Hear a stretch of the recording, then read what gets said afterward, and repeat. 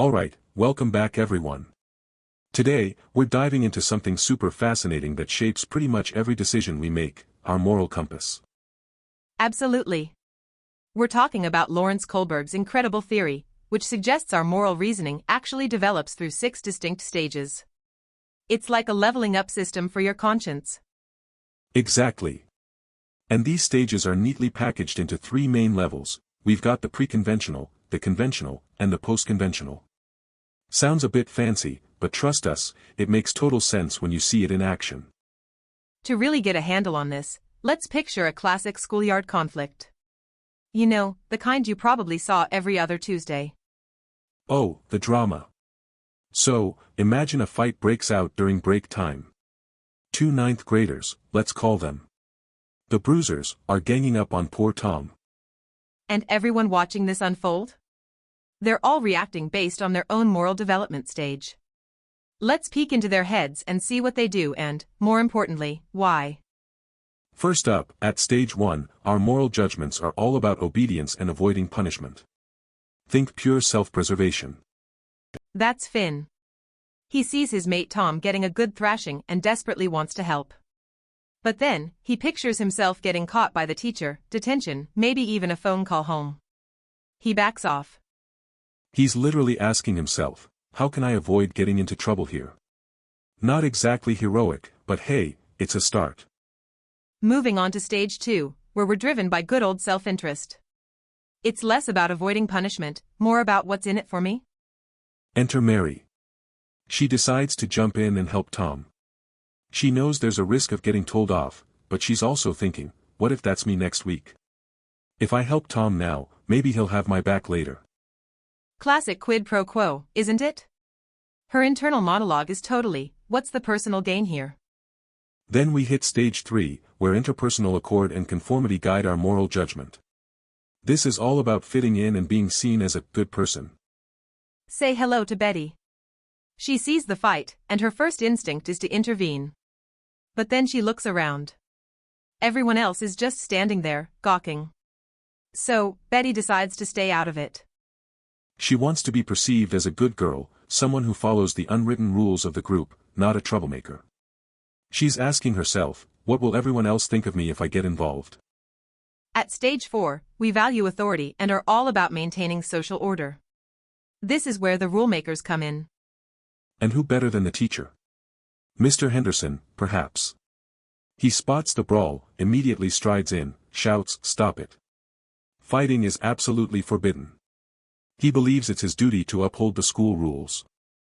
For him, it's crucial to follow the rules, otherwise, it's just pure chaos, right? His inner voice is all about, how can I maintain law and order here? Now, things get a bit more nuanced at stage 5.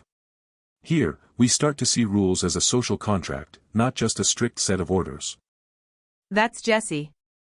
She's watching from the sidelines, looking a bit conflicted.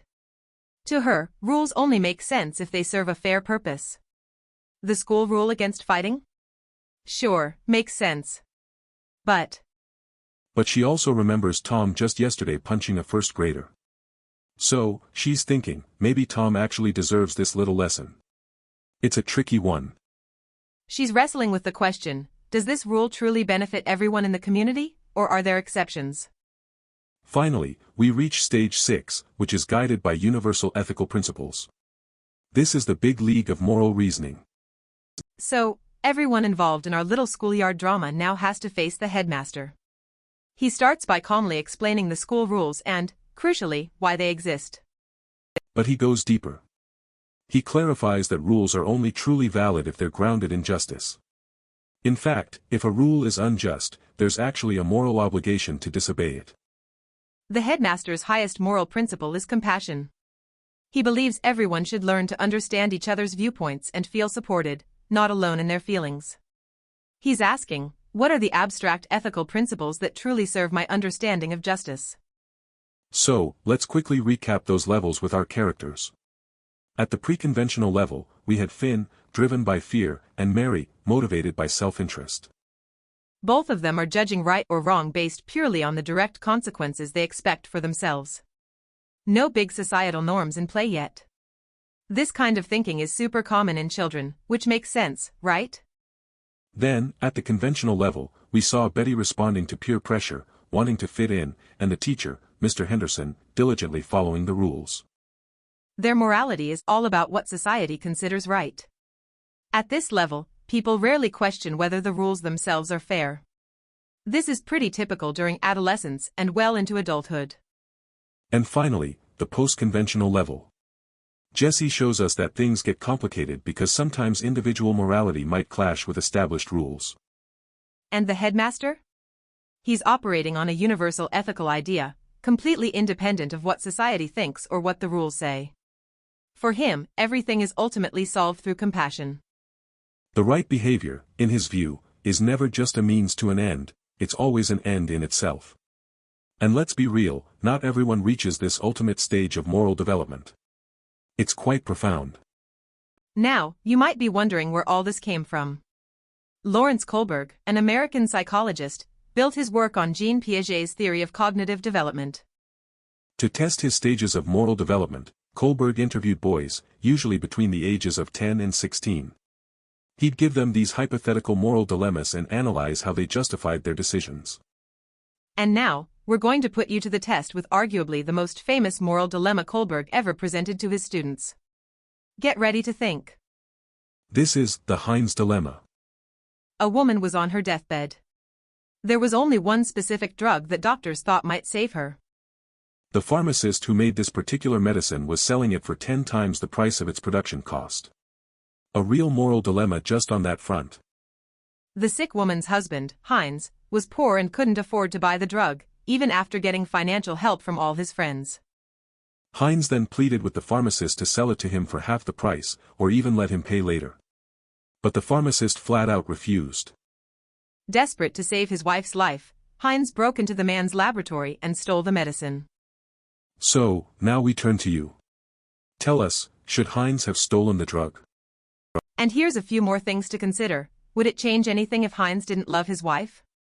What if the person dying wasn't his wife, but a complete stranger? And one more curveball, should the police arrest the pharmacist for murder if Heinz's wife had died because he refused to sell the drug at an affordable price? We really want to know your thoughts on this. Please, write your answers and, more importantly, your justifications, in the comments section below. We read them all. If you found this video interesting and liked how we break down complex subjects, please hit that subscribe button. We love making these concepts accessible for everyone. And if you want to support our mission to explain the world's most fascinating ideas, you can always head over to our Patreon page. Even a single $1 from many of you makes a huge difference and helps us keep creating content. Thanks for watching.